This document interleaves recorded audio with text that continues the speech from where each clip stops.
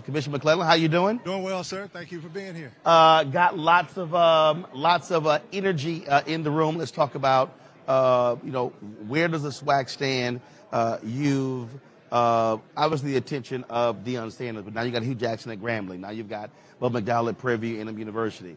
Now you have all these different things happening. What is the state of the SWAC? The state of the SWAC is extremely strong. When you look at just from a football perspective and you look at the coaches, it's a who's who of football. And I think that's ultimately what SWAC has always stood for, and we're able to manifest that now. Coach Prime obviously has a really big name, but from a coach's perspective, Hugh Jackson, former NFL coach, Eddie Robinson, one of the best linebackers that ever came through Alabama State and one of the best linebackers that ever played for the Houston Oilers. Again, I said this earlier, not to put Eddie Robinson's business out there, but he got plenty of money. He didn't need to coach. He came back to his alma mater to give back. That star power, that name brand, Bubba McDowell, Houston great. I watched Bubba play a whole lot with Love Your Blues and Warren Moon. He's in the SWAC now. You look at the recruits that we have coming in. SWAC is a very vibrant league. We're very popular now. We've grown, we've expanded, and it's hats off to the coaches and the administrators that got it. So how do you translate that into monetization economics? Well, it's already been translated into monetization. We've gone from being in deficit to clearing that deficit, to having a robust reserve, to having the largest distribution to our membership in the history. And what is that? Well, we distributed over $8.4 million to our membership this year. And with the addition of some of the deals that we've currently made, we're ranking now within the top 3 of all FCS, and within the next 7 years, we'll be number 1, and we would have outranked some FBS conferences. So it's growth. That money goes back to the membership, and that is why we're strong, and that is the reason why we're strong together as 12. And I would like to say this. At no point in history, in my opinion, that our league has been as solid and as strong as it's been. All 12 member institutions are on the same page. All 12 presidents are on the same page, and that's what makes a conference strong. You have, obviously, your major conferences to talk about a realignment. Are you comfortable being at 12, or are you looking at future expansion? Well, we're definitely comfortable at being 12, but we will always look to see how we can enhance and grow. The question that I've been getting here mostly is about this super conference notion. SWAC, let's make no mistake about it, is a super conference. We have every major Division I HBCU from Texas to Florida, but we have no plans to expand from sea to shining sea. We do not want to ship teams from one coast to another.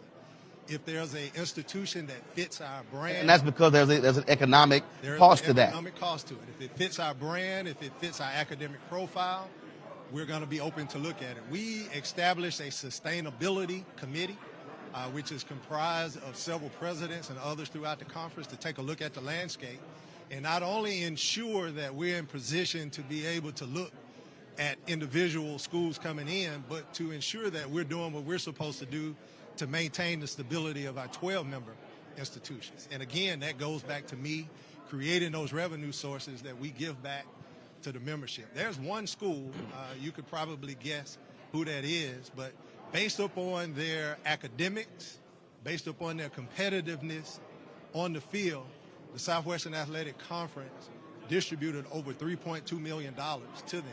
And that's about 25% of their revenue. I saw one of your interviews where you kind of compared us to Texas A&M.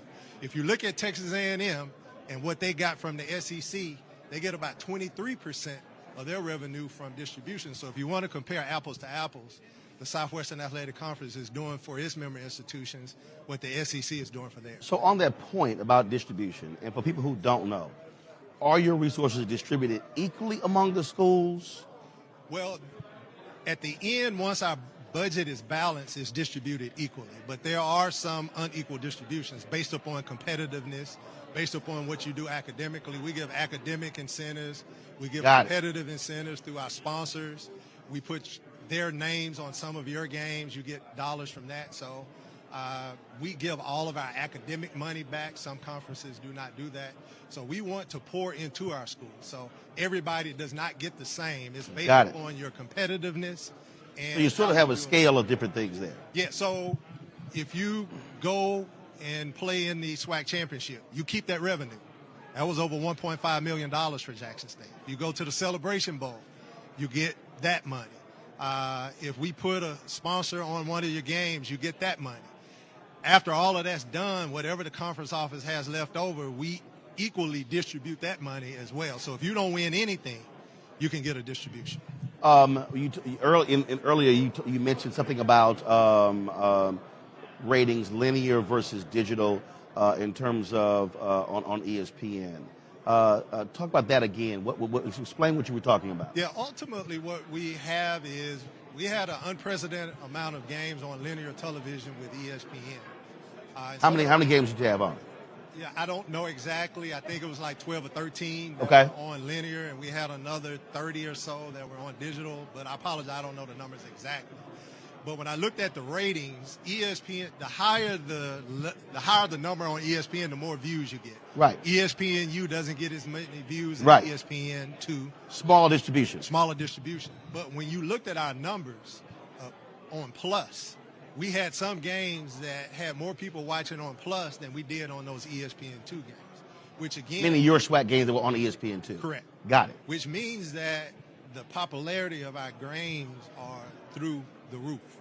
And, you know, we have this debate about linear and digital. You know, television is going a lot more digital now. And my point was there are numbers in digital as well as there are opportunities in digital.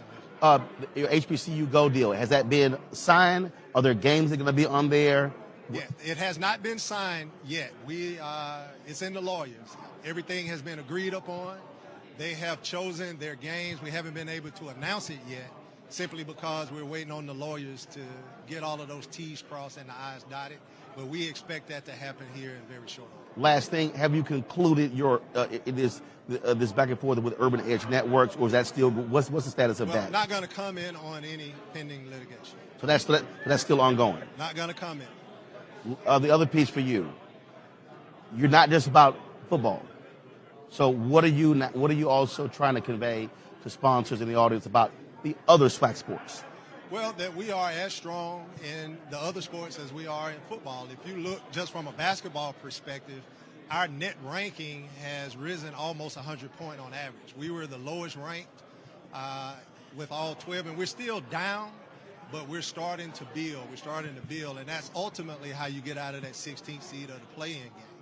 We had 2 individuals that were drafted in the MLB draft. We had 2 drafted in football. We had 23 signed as free agents. We have several basketball that have signed free agent deals. So our conference is extremely strong. It's extremely vibrant. If you want to come here and you want to get a quality education, if you want to get on TV, if you want to go pro, and you want to make some money, SWAC is the place for you. All right. Well, Commissioner McClelland, good to see you. And long way from Prairie View, but it should be an exciting year coming up for your member institutions. Appreciate it. Thanks for being here. Deanna said they plan to dominate, so I'm sure the other coaches are happy to hear that. Hey, I just need a Celebration Bowl win. The regular season for me will take care of itself. We got to take care of business in the Celebration Bowl. Okay. All right, Commissioner, we appreciate it. Thanks a bunch. Thank you for having me. We'll see you at the MEX SWAC. All right, sounds good. All right. All right. Let's see. Who am I chatting with next? Thanks.